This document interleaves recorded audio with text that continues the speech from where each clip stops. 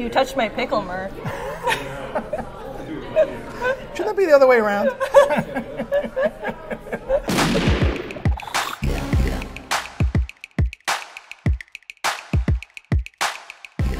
Hey everyone, I'm here at Craft Kitchen and Taphouse in Lynbrook, New York, and I'm about to sit down with the Murph from the Murph's famous Bloody Mary mix. It's gonna be awesome. We're gonna drink a few Bloody Marys, so let's get at it.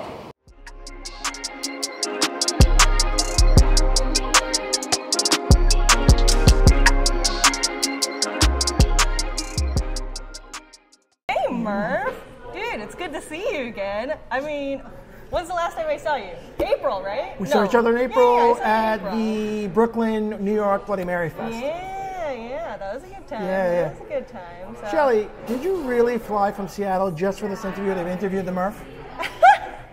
Well, you know, every time I come to New York, we have to hang out. Yes. I mean, yes. Sometimes you're too busy for me, but... We do have a mutual passion, though. Yes, we do. Oh, is it Bloody Marys? Is that what it is? No, just, you Is it me? The passion is for me. The passion is for Shelley Buchanan. Yeah, it is. Bloody Marys just happen to be a coincidence. They just happen to be here. I don't know. Yeah. Oh, you like these too? Yeah, no, they're not bad. They're not bad. Well, it's just getting better. Right? So we have known each other, oh my God, how many years? I'm going to say, Shelley, 7? About 7. When I seven? first started getting going with Murphs, you know, and actually like any Bloody Mary entrepreneur, I was sort of playing around online looking for people who were in the Bloody Mary arena, and there you are, the Drunken Tomato. So you were stalking me online, that's what was happening. Okay, all right, I see, okay. A little bit. The looks had a little bit to do with it. I'm like, let me get in touch with her right away.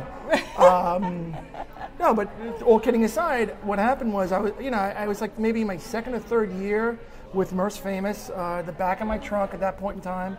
Maybe I had 30, 40 accounts in this area in Long Island, New York. And, you know, I was like, well, who else is doing what I'm doing? And, of course, when I Googled Bloody Mary mix or bloggers, you came up. Mm-hmm. And then I think we emailed a few times, and we had a conversation. We hit it off. Absolutely. Right out of the bat. Right out of the bat. Right out of the gate. Right out of the bat. And then what I asked you to do, or you actually volunteered, was to, at the time I didn't have the hot and spicy.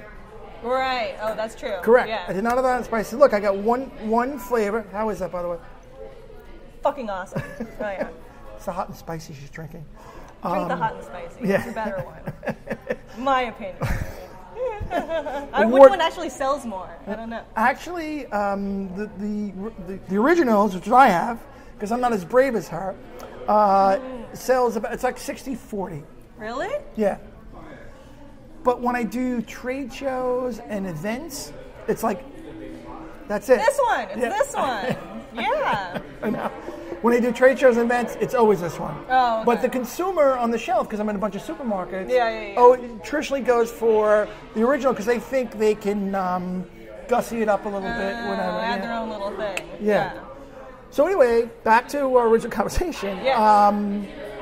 You said, Murph, sure, I'd love to review. At the time, you started reviewing Bloody Mary mixes. Right. I think you were doing both. You were doing bars around the Seattle area. At the time, I don't even think you lived in Seattle. You lived in... Was I still in New York? No, I had moved to LA at that point. LA. So I was in LA, and I was doing bars in LA. Bars in LA, but you also were doing mixes. Yeah. And I said, can you review this? And your first words to me is like, Murph, you sound like a great guy. I love the name Murph. I checked you out online, but I'm very honest. And I'm like...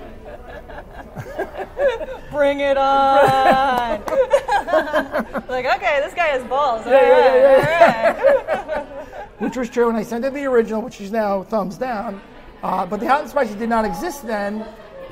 But the original still is award-winning, and still, if I recall, kind of ranked high on the first annual Drunken Tomato Bloody Mary Awards. Yeah, absolutely. It didn't win the platinum prize like this one did.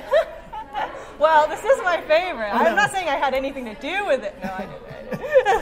I can be bought. Did that check clear yet, Shelley? I was like, I've been waiting on it. We're gonna have to. No, really. There were 6 judges. Seven judges. Oh, 7. Okay. All blind taste tested. All blind taste testing.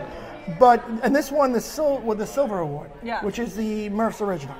And that was my original. And then our relationship grew from there.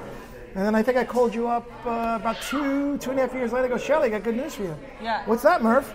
I have a Murph's famous hot and spicy. Yes. And you said, Murph, let me review that too. And as I recall, that got a superior. Oh, yeah. That got the ultimate review. So, all right, we met like 7 years ago. How long have you been doing this? When did you get started with the Murphs? I got started as a hobby about 10, 11 years ago. And the idea struck me in 2006 to come out and pursue this dream, this passion. And then I got bottled in 2007. It took me literally 1 year to get bottled because my background is I'm a Wall Street bond broker in the retail environment. And this was just fellow sort of... Wall Streeters. Hi. Hello. We didn't fuck up the economy, I swear. We didn't. It wasn't us. It was somebody else. It wasn't those bankers.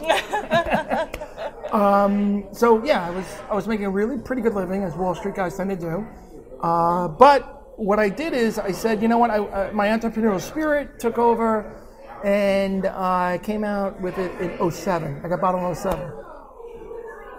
Ran it out of the backseat of my car for 5 or 6 years, and then as a hobby, and then my partner Phil, who's a lifesaver, came along and said, hey Murph, everyone likes you, everyone loves this mix, why aren't you bigger? And I looked him square in the eye and I said, you know what? And this is just true. Yeah. I said, I know how to be the ambassador to this product, because it is a personality brand. And I said, look, all the non-glamorous stuff, all the operational stuff, all buying the labels. What do you do about the cap? The bottle, inventory, accounts receivable, accounts payable. I did it. I struggled with it. It just wasn't my thing. Yeah. I can't. Me and my QuickBooks. Oh my! You would never hear me curse so much as when I have to do my reconciling at like the beginning of the month. Yeah. Got it. I hate it. Got it. So that's what Phil's for. But it's been a great venture, and it's been a wild ride up to now. It's going to get wilder and better. Yeah. Perfect. Yeah. Awesome. So, all right. Basically, obviously, Shelley, I had a mix. I had a family recipe that was derived from the 70s as a little kid. I used to watch my father get very excited about making Bloody Marys. It's like, oh, and the Worcestershire, and the horseradish, and the salt, and the pepper, and like, wow, that's cool. He's making a Bloody Mary. And it was really his passion that I fed off.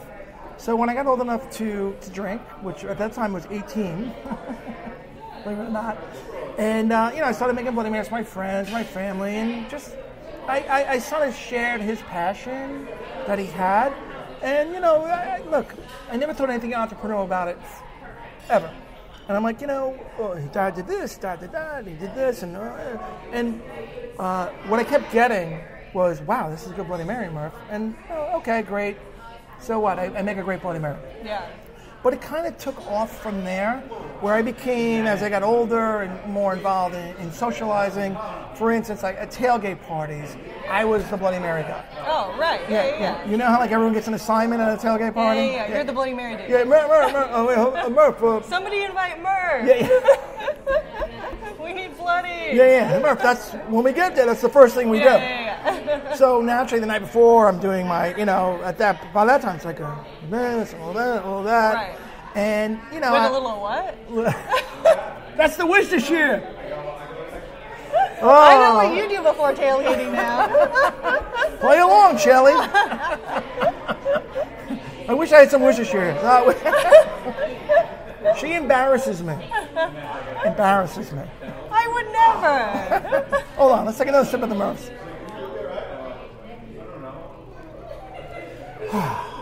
Back to live action, folks. So, I kind of got a little bit of a reputation amongst my circles and my family and friends of making the Bloody Mary mix. And by the way, I'm not making any hand gestures anymore.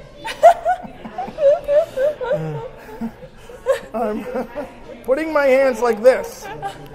My hands are like this. I'm talking stiff now. So anyway, and then I joined. Okay, I did what all Long Island guys do. They get married and they join a beach club. That's just how it works on Long Island. You're married? Which beach club are you part of? The ones where they don't let cool people in. No, make a good Bloody Mary, you're in. Wait, that's a hand gesture. It's in Atlantic Beach. It's called Silver Point, but there's tons of beach clubs down there. Oh. Yeah. What do you do? I don't even know. What's a beach club? Oh, you ready? It's sort of a private club, and it has cabanas. Oh, okay. Yeah, and the cabanas are like little clubhouses. Oh. Yeah. And you go hang out. Oh yeah, chill. You chill. Yeah. Totally chill. It's it's like where in a typical cabana you got your refrigerator, you got your, and they're nice. Ours is nice. And they come in. It's basically ours is a 12 by 16 clubhouse. Oh wow. Yeah. But there's everyone's next to you. Another 12 by 16, another 12, another 12, another 12. Oh. Yeah. So like you got neighbors. Yeah. And it's like sort That's of fun. Yeah. It's like a way of life. Beach cabanas like a way of life. This is amazing. Yeah, it's right on the Why sand. have I never gotten invited into this? Because my wife would get jealous of you. What? No, I'm harmless. I know you are. So at the beach club now, I'm a newly married guy having young kids, and everyone on the beach, on the row, a court, and it's a court of cabanas. It's like these little clubhouses, okay? And everyone's got their own little clubhouse. And they got beach sand, they got the ocean right there, and they got a pool. So that's a beach club, okay? And I noticed, I took note of Saturday night. A lot of the guys on my row, my court, would drink heavily. Thereby, I'm like, whoa, they're going to be hungover tomorrow when I get here. So I, not the drinking type. Never. Why would I be? Never. I've never seen you have a cocktail in my life. Not the drinking type. I would prepare 2 pitchers of Murphs. I get there very early in the morning when people would start coming in. You could see them walking in, like, zombie-like. And I'd be, if they got settled, I'd walk over my pitcher and go, would you like a Bloody Mary? And oh my God, Murph, I'd love one. And pour. And then that's when it kind of started resonating where people kept saying, you should bottle this. And there it came again, you should bottle this. Which then, I said, look, I'll never do something like that. This is not an entrepreneurial thing for me. But then I heard it one too many times, Shelley, where I started going to supermarkets and I started looking at the leading brands. Right. Okay. And the leading brands, I noticed 4 glaring holes. 4. Well, the first glaring hole was the packaging was boring. It was mundane. It didn't jump off the shelf. There was no curb appeal. Right. Okay. So I'm like, ew. And you could just tell the category was slow moving, and that was one. Now, number 2 was I would look at the bottle. Hypothetically, use my bottle as an example. My gorgeous Murph hot and spicy bottle. And the second thing I would do is look at the ingredients. Yeah. And all I saw in the leading brands, in their plastic bottle, I saw preservatives. And I said, look, we live in a world where everyone's all natural. No one wants preservatives anymore. Yeah. That much I knew. So I'm like, ooh, if I can build something that's more natural, now the wheels started spinning. This third and probably the most prevalent shell dog is this word right here, Murphs. It's not because it's Murphs. It's because it's branding. It's like no one can remember a brand by the leading brands by its name. If I met 100 people in the street and go, hey, name the top Bloody Mary mix in this arena, or the leading brands, they'd say, I don't know, no idea. So it hit me right away. There was no Coke or Pepsi. Okay. There was no McDonald's or Burger King. Okay? So I said, wow, lucky my name is Murphs, because if I name it the Murphs, people are going to remember that. Whether the end result was good or not, they're going to be like, oh, at least I remember the Murph. Yeah. Because it rolls with the tongue easy, it's a memorable thing. And then 4th, which probably is even more prevalent than number 3, is I said, look, if I'm going to do this, I'm going to think outside the box, and I'm going to have fucking fun with this thing. Absolutely. I'm not going to be like a Me Too product, like, oh, me too. I'm just not going to do that. I'm going to be a little outrageous. You've seen some of my marketing. It's fun outrageous. It's not like outrageous, like weird. It's fun. It's like, wow, that guy is taking some chances. Yeah. I got some pretty cool commercials, pretty good videos. So I said, look, I want to kind of think outside the box of what normal Bloody Mary marketers do. It's like, I got a Bloody Mary, try it. And I'm like, I'm not going to be that guy. Yeah. So that's what I did. I put those 4 things together, and I built a brand. And, as I know, I started the backseat of my car, just delivering and knocking on doors. Right? It's funny, right? Oh no, that's how you have to start. Yeah. And I always had a vision, though. I always had a vision that it was going to be a leading brand in this country, and I'm on my way there. Now you're in a shitload of states. How many? Probably about right now 29. That's amazing. 30 states. Yeah. And people are starting to take notice. In fact, I think I can release this. It's official. I just landed 300 targets. Woo! Yeah. Yeah. The first time Shelley has heard that. That's amazing. Yeah, it's not rehearsed. Yeah. It's landed 300 targets. I have a huge pitch going on as we speak. Huge pitch with a box store company that begins with a C. Begins with a C. C.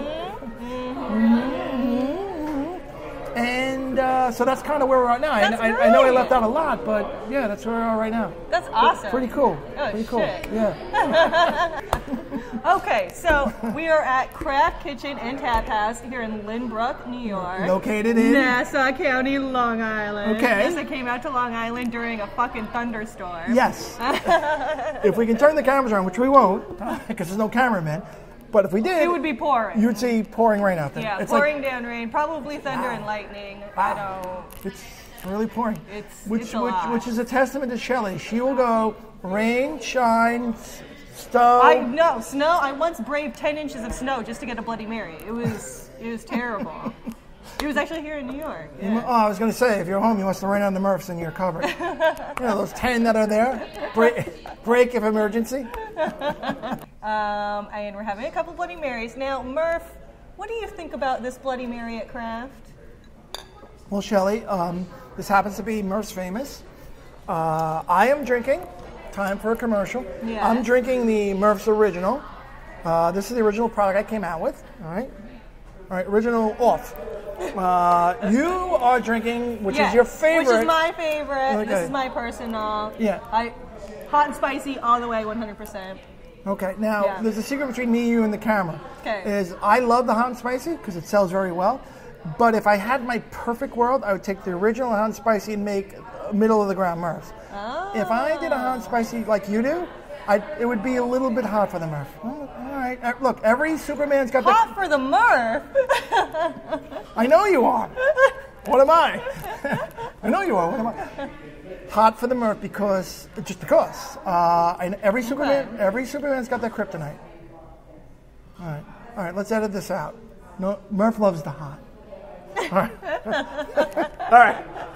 So what do they use here though at Craft? They use. I'm bringing them back. They use both. They use both Murph's Hot and Spicy and Murph's Original. So you get to choose. Correct. You go up to the bar. You say, "I want a Bloody Mary." They say, "Okay, we have Murph's Famous. Would you like original or hot and spicy?" Correct. Okay. Yeah. All right. And based on your question before, when I sell Craft, the numerous cases that I do sell them. Yeah.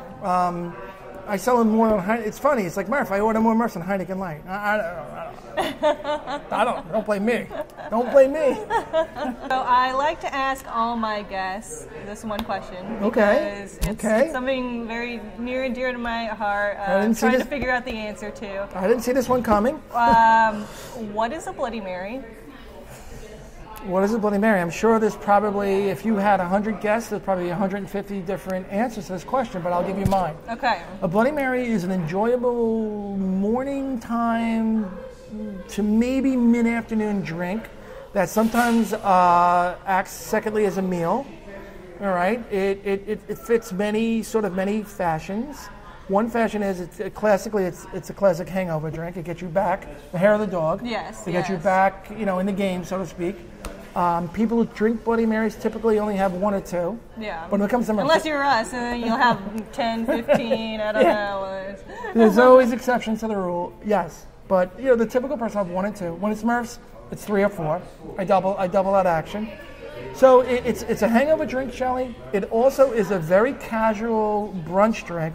And this is probably the most important thing I'm going to say about Bloody Mary. It's socially acceptable to drink a Bloody Mary between the hours of 10 and 12 or 10 and 1 versus cracking up a beer at 10:30 in the morning. Amen. Yeah, right? Someone cracks open a beer, it's like, yo, dude, bro. Although I do really like a good breakfast beer. I'm just saying, all right? I like a good breakfast beer. I know, and they try to cut into my market. Not permitted. But anyway, traditionally, Bloody Mary is socially acceptable before, after 10 and before 1. Right. Where if a guy craps over a beer or pours a vodka, you'd be like, yo, man, dude, come. Chill out. Chill out, bro. Chill out. Yeah. So that makes it's funny because I do a lot of golf outings. So you're drinking at 7 a.m. No, I've had a tea time at like 7 before. No, I'm promoting. promoting Murphs. Where I'm serving Murphs and making them for people. And the fact that Bloody Marys are available, it becomes like sort of takes over the room a little bit because like, oh no, Bloody Mary, yeah, I'll have one. And where if it was a 6-pack of beer or a cooler beer, it'd be like, yeah, dude, wait a little. Anything you want? I asked you a lot of questions. Anything you want to ask me Would before you do to. that thing? I think we're running out of tape, so I'll be. I hold on, know. you got hair in your mouth. Your hair's not. Shelley. She thinks her hair is flavored like Bloody Mary mix. That's why she wants to eat it. So I do. So obviously you're in my opinion, and factually speaking, you're the foremost Bloody Mary blogger, and I know you've written a bunch of books, and you travel all over the world doing Bloody Marys. Thank you. Yeah. Let me take over the interview. Okay, all right. How'd you get started? How did I get started? I used to have a really good answer to that question, and now it's a pretty terrible one.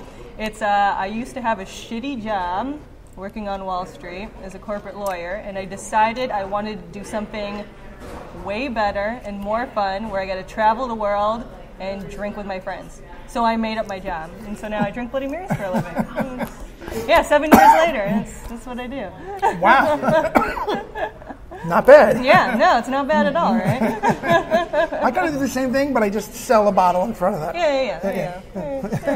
Hey, let's drink together, have a fun time together, but make sure it's Murph's. No, I would not want your job. Oh, God. No. Yeah, well, it's competitive. It's hard. I mean, between just the, starting, you have a great idea. You have a Bloody Mary mix. You have an amazing recipe. It's really good.